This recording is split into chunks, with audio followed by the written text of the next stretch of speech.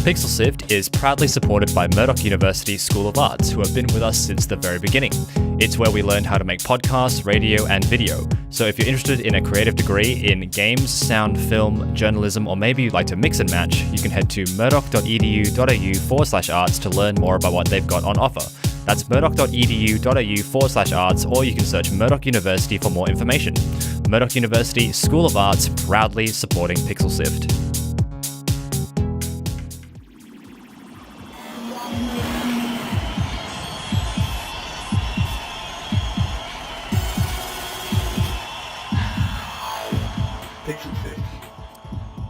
Hello and welcome to episode 115 of Pixel Sift. If it's your first time joining us, we are a show that explores the stories of indie games from around Australia and the world. My co-host today is Gianni. How you doing, man? I'm going fantastic. Thank you, Mitch. And our featured guest today is Ian Mclarty. Thanks for joining us, Ian. Hi, thanks for having me again. And Ian is no stranger to Pixel Sift. He last joined us last year to talk about a Dissembler, but tonight, however, he is here to tell us about JUMPGRID, which is completely different from his last game. But first, what are we talking about, Johnny? We're going to be talking about being a solo developer. We've come across a couple of articles recently, one featuring the developer of a game called Iconoclasts, and we'll be talking about that because Ian mostly works as a solo developer, so we'll be getting his perspective on that as well. Great, let's get started. Mitch, what's Discord? Discord is an online chat service that most gamers use. Incidentally, you can also use it to talk to us at pixelsift.com.au/Discord. Yeah, you can talk about episodes, you can talk about upcoming topics, you can probably even coerce Mitch into playing a game with you online. That's not going to happen. That is going to happen. You're doing it. I'm saying that's happening. Sorry. Yeah, well... Join Discord. You should grow your beard back. pixelsift.com.au/Discord. The beard's going well, Mitch. Can you see? It looks good. I'm just still wondering why I still run that ad when, I run this show pretty much now, and I can pick the ads, and I still run the one where I talk to you. Yeah. You like talking to me. Fair enough, because I like talking to you. Well, we also talk to many different developers on this show, Mitch, if you've been following along. Yes. Most of them work in groups to bring their games to life, but some choose to work alone.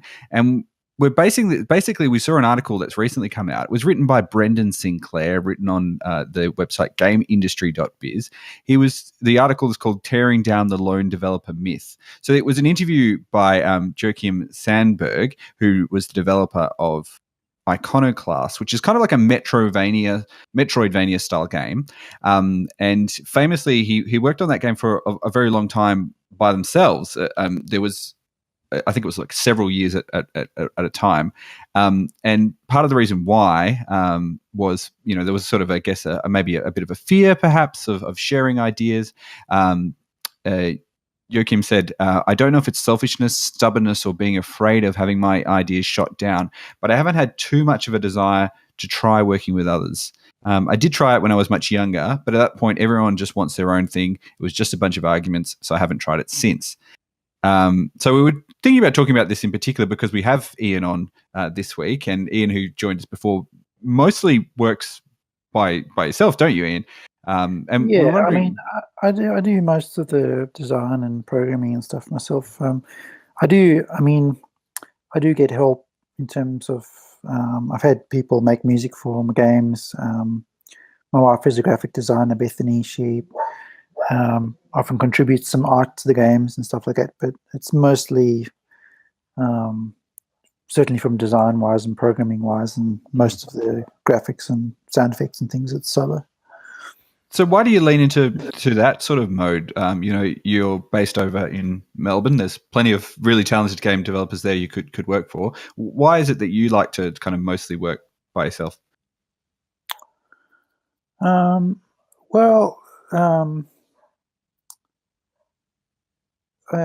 So there's two aspects there. One is, I could be working for someone else, making someone else's game. I guess it doesn't really feel that appealing to me because, I kind of want to make my own games. I have ideas from games I want to make, and I want to make them. And then the other aspect is why I don't work with other people to make those games that I want to make. And I have actually worked with other people before. A friend of mine, John Kearney, we worked together to make a game called Boson X, which I released in 2013. But mostly my other games have been solo, and I think it's. I mean, in You terms work of on quite a lot of setup, games, though. Is that right? Like you, yeah, a lot you of them are really just small things. I mean, small free things have taken a month or so, so it doesn't really make sense to bring people on board for that. But I mean, in terms of like this whole lot of different sort of a range of kind of how many people are working on a project. I mean, you could be just one main person, and you bring maybe a couple of people, contractors in just for a bit of music, or you can ramp up to a studio where you actually set up a company. And for me, that level is just like, it just seems really stressful and like a lot of risk. Like just all the admin and sort of managing that and having to be responsible for paying people just seems really stressful and risky, which is why I kind of not really interested in going that way. It's interesting because Sandberg says that there is some downsides to working in that particular way. That if you are working by yourself, you kind of have no one to sort of bounce the ideas from. Yeah, I think, yeah. Do you agree with that? Well, not really, because I think that article conflates like the idea of working solo with working in isolation, and I think they're different things. So I work solo, but I don't work in isolation. I feel I'm part of quite a vibrant community in Melbourne. There's a lot of people I can bounce ideas off, a lot of people I can show work in progress to, and so I don't feel like I'm working in isolation, even though I'm, working most of the time on my own. So there's a lot of opportunity for playtesting, things like that. So I think, working in isolation can have a lot of problems. And certainly working solo, in terms of, you're not going to make really big games, but I think the issues that he's talking about there are more problems with working in isolation.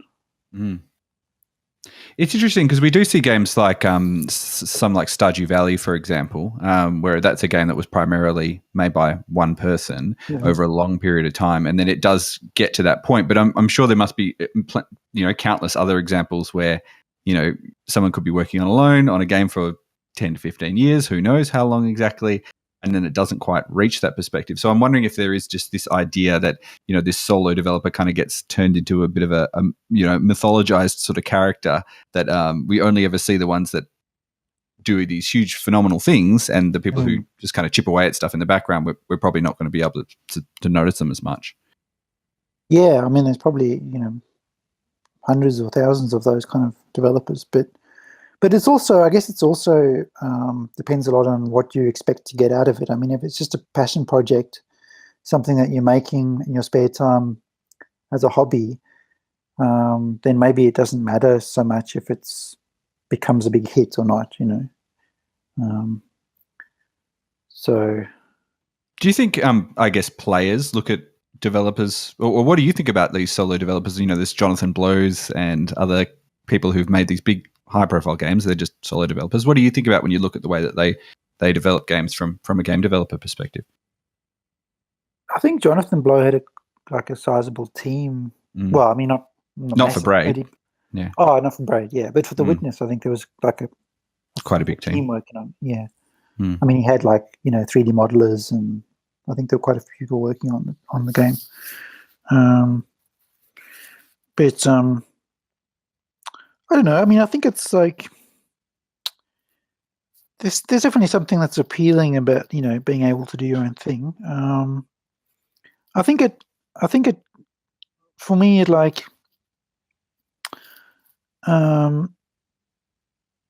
I always want to make really small scope games, so I don't want to make anything that really takes longer than a year at most. If you're working on one thing for 10 years in isolation, and you sort of, it's not just a hobby, you're actually expecting to for it to make money for you, then I think that's can be quite risky and quite detrimental to your mental health.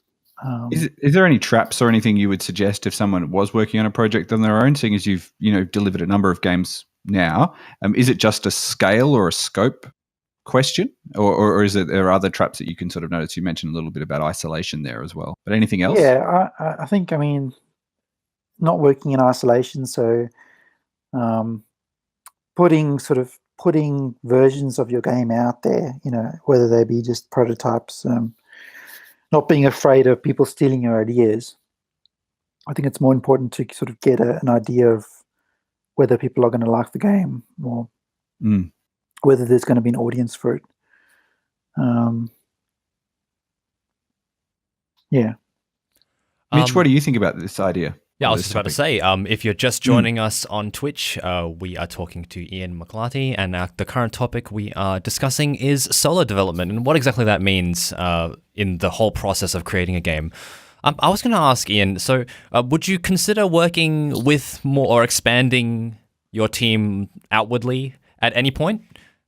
And what would convince you to probably do that in the future? No, not in a big way. John and I do want to do another game, so we've been talking about that. But he's a personal friend of mine. I feel like it would. I've kind of worked in companies for most of my life, and that's fine. But I feel like it'd have to be something. Part of what I enjoy about making games is that I'm sort of doing it. I'm just working at home, and I can sort of set my own schedule and stuff. So, I don't know. I don't think anything could really convince me to sort of scale up, unless maybe I had a big hit and it needed people to work on it to maintain it, maybe, and I had the money. But I don't think anything would convince me to scale up. So it would be in a way that would be risky, because I'm very risk averse. So I just it'd be too scary, like, yeah. You'd have to borrow money you'd have to get investors, and then all the kind of all the sort of people skills you have to have just to you basically, most of your job would be just talking to other people, to try and get them to get on board with your thing, trying to get people interested and invested in it. And it would be I feel like I wouldn't really be making the game anymore. I'd just be managing it, which is not, it doesn't sound that fun to me. We had a question from Pretty Fly for a Shy Guy, who asks, do you think working as a solo dev is more personally fulfilling? I think you have answered that. It sounds like it is the key way to do it. But I guess, is there an aspect of it that is as well, that if you decide to go on with a project or don't go on with a project, does it mean you're the only person who's kind of you have to answer to? Is that a factor as well? Yeah, I don't like the fulfilling thing. I don't like I think you can certainly be very fulfilled as part of a team. So I don't think it's necessarily personally being solo is more fulfilling. But I think, personally, but in general, that might not be a valid generalization. So what was the second part of the question? I guess, is there, by working by yourself, if a project doesn't go the way you want it to go, or you're not feeling it anymore, the only person you have to answer to is just yourself as well? Is that a factor too? Yes. Yes. But yeah, definitely. So there's also other factors that come into it that are not just personal fulfillment. I want to release something that's going to have some appeal, that's going to generate an income for me. But it is a lot easier to be able to say, okay, I don't really think this is working, I'm going to try something else or whatever, without having to explain that to anyone else, or without having to convince other stakeholders. Well, it's definitely an interesting read. You can have a look at the full article from Brian Sinclair. We'll have a link to that in the show notes for this particular episode. If you've got any comments about why, the different games or perspectives, you can always discuss that with us as well. Right now, I think we should have a chat to Ian and find out about the game he's been working on mostly by himself. It's called JUMPGRID. Excellent. We'll be right back. Visit us on pixelsift.com.au. All right, tonight we are joined by Ian Mclarty, and he is here to talk about his game, JUMPGRID, which is almost completely different from the last game that he was last here to talk about back in episode 96 of Pixel Sift. So, Ian, can you give us a quick summary of JUMPGRID for people who aren't in the know? Sure. So it's a minimalist action game. You control a little vessel of sort of abstract vessel that you're moving around the screen, and this vessel only exists at designated points on the screen, which form a grid. So typically a 3x3 grid, although some of the later levels have bigger grids. And you essentially can teleport between points on that grid. And it's a bit like Pac-Man, because you have to collect these little gems at each of the points. And then once you've done that, a portal opens to the next level in the middle. And once you enter that, you go to the next level. And the challenge comes as there's these abstract shapes moving around, and you've got to avoid them while collecting all the gems. And the trick is that you can, because you're teleporting, you can jump over the obstacles, and you can also wrap around the screen like in Pac-Man. So if you're at the top and you jump up, you'll end up at the bottom. So you can reach any other point on the screen with just 2 jumps. So it's all about sort of being aware of where all the openings are, and then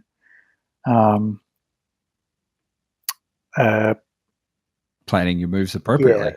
Yeah. So it's kind of it feels a lot like a memory game, I think, to play, because the levels are all fixed animations, and they're quite fast, and you'll get hit by the objects a lot, but it starts almost immediately. So it's not really supposed to be a penalty. It's just sort of you sort of learn by repetition, and then you kind of develop a sense of where to go and the timings, and then you beat the level. Yeah, now, so the previous game, and I kind of wanted the levels to be really, really short, but really kind of sort of give you enough friction so they feel compelling and kind of moorish. But then there's not too much friction, so you're always sort of making progress, right? And one thing I like about it is because there's only 8 little gems you have to collect, and so there's only really like sort of 9 moves you have to do. Collect the gems and then go back to the middle. So you always feel like you're just almost there. There's only a few more gems you have to collect. So I wanted it to be sort of compelling in that way, so you always feel like you're almost there. How do you balance that? How do you make it so it's compelling enough but not punishing enough so that people don't bounce off it really quickly? Mainly playtesting. So I took it to PAX Australia. I took it to Acme, had a playtesting day. I took it to that. I showed it at Bar SK in Melbourne, which is an exhibition space / bar, and they have sort of work in progress nights. I took it to the local RGDA meetups in Melbourne to show it there, and basically it was just watching people play it and seeing how, if they get stuck, and there were certain levels people would get stuck, and then I would change them a bit. And so yeah, mostly just playtesting, also playing it myself. If there was a new level, and I'd play it, and if it just felt too too frustrating to me, then I would change it to make it less frustrating. We've got a question from Burnsy 1997. They say my inner masochist is too keen for this game, but they want to know, how do you develop the level patterns as far as balancing that difficulty while also maintaining that creative visual element? So the process for making the levels is like varies between levels, but often there would just be like a nice cool shape or kind of animation that I wanted to do. So I think that is maybe why some of them look like visually striking, because I just wanted to sort of have this visual element in there, and then I'd put it in, and then it was maybe too easy or too hard or something, and then I would tweak it until it sort of felt pleasant for me to play. And one sort of check I had was that I should be able to get through the level with, in quotes, reasonably comfortable sequence of button presses. So, I guess probably about like 0.1 or 0.2 seconds between each key press. So it's like reasonably comfortable. So you can, just be really fast and do the level faster if you find a better route, but there is always a route that you can do it in without having to be, ridiculously fast on the keyboard. Now, this is, I guess, quite a stark contrast to your previous game, Dissembler, which was almost as slow as you want to take it, really. You could just take your time as you go through it. What is it, why did you want to make this fast action game and in contrast to that other game? So I'll answer that question, but then I'll also disagree with that assertion, because I think there's a lot of similarities between them. Right. The reason I wanted to make this game is that, I do enjoy games like Super Hexagon, and a big inspiration for this, well, certainly the way the levels restart and the level structure was Fly Wrench. I don't know if you've played that. No. But I have played Super Hexagon, and I know that sort of repeating pattern. And yeah, so I just find that kind of like, I think I'm not really typically a fan of really hard games, but I think if they reset really quickly and sort of throw you back in really quickly, and if it's about more learning each time you fail, and there's a really quick loop, each time you fail, then I think they can be quite. It can be really satisfying to sort of develop that muscle memory to play them. So I've always been interested in those kind of games, and Boson X was a kind of very much that style of game.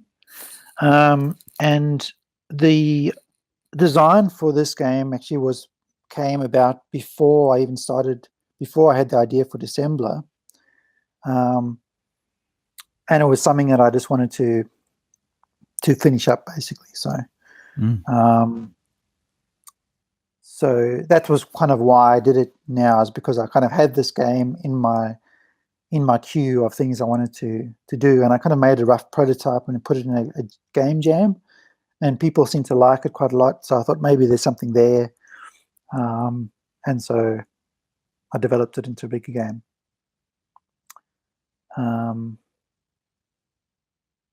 Yes, and so the other part, but I also think that this game is very similar to Dissembler in a lot of ways. Like, it's one of the few level-based games that I've made, and Dissembler was a level-based game, so a set of discrete levels that you work your way through.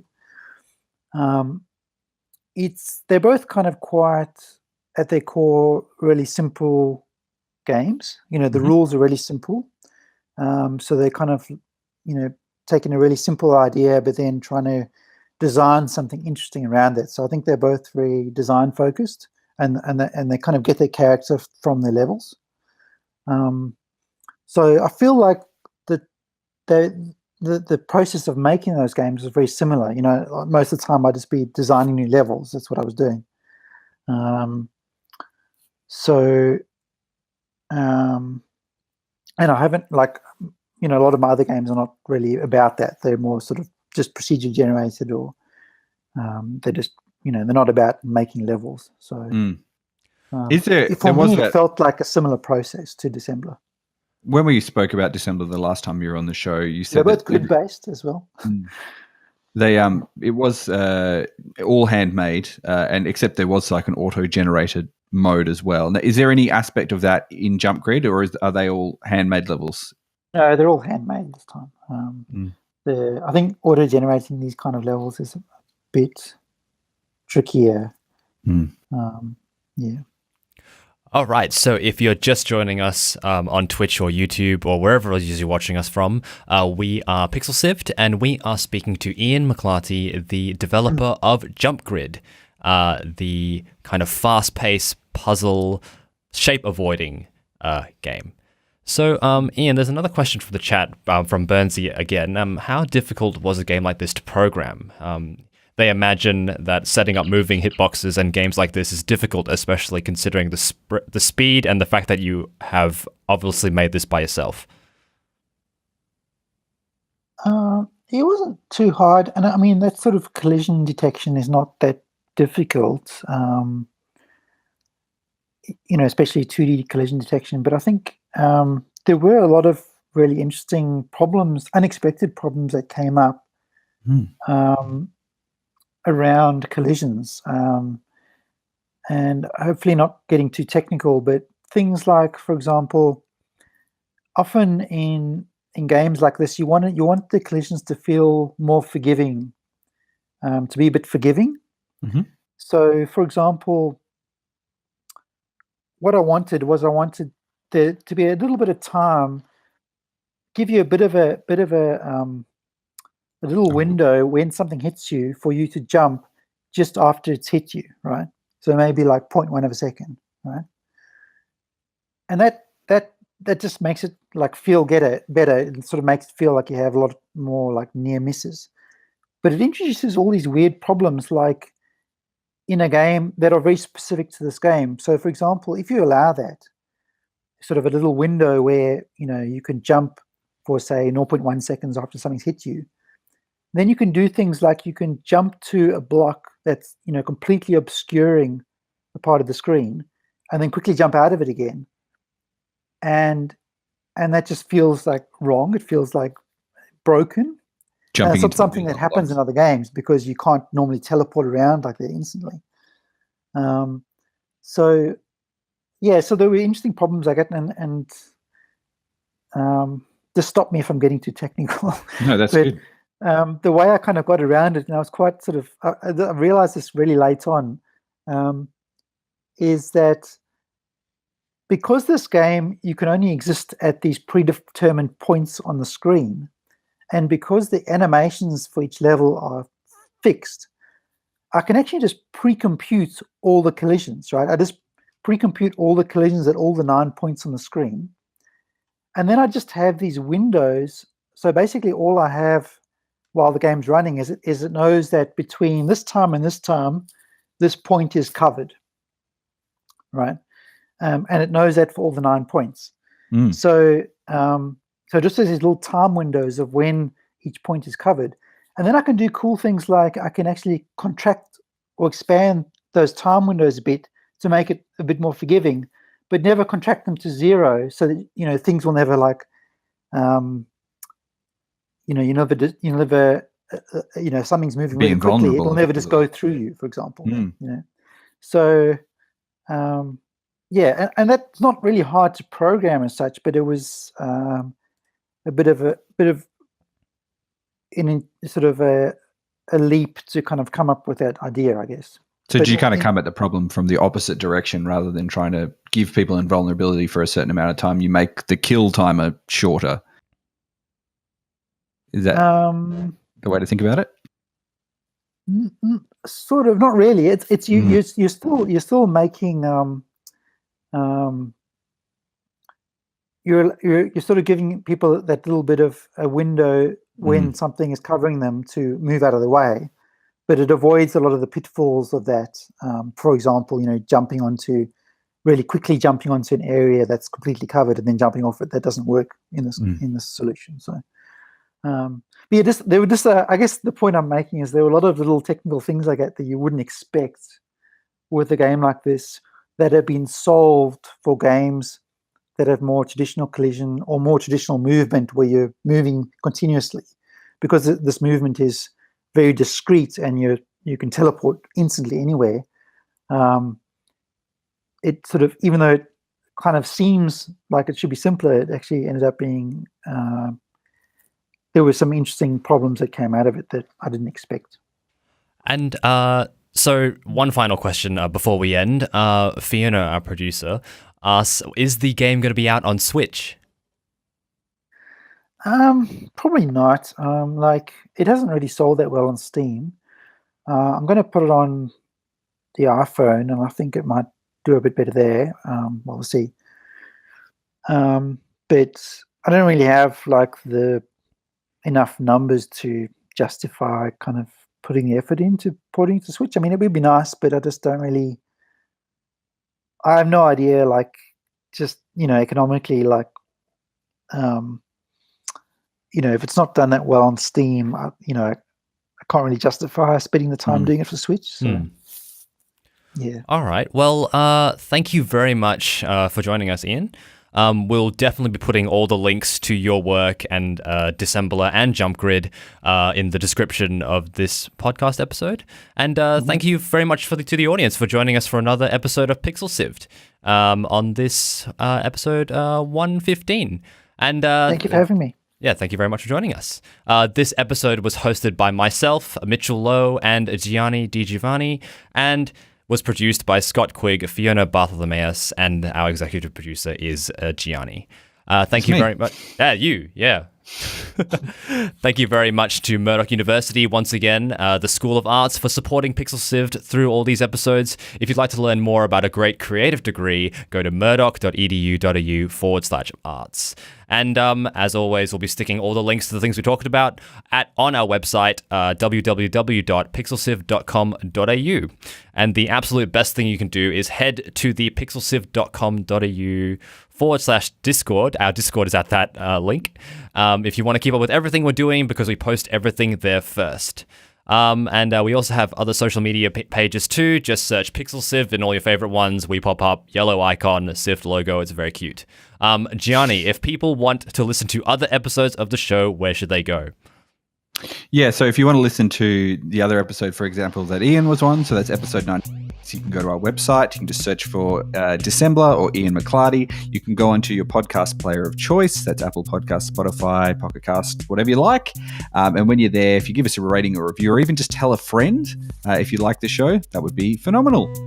Excellent. And we're live every Thursday in one way or another, but our next episode will be on the 7th of March. But next week, this time, you can join us for Pixel Sift Plays, where we play some indie games that we featured on this podcast. All right. Catch you later. Thank you, Ian. Thank you.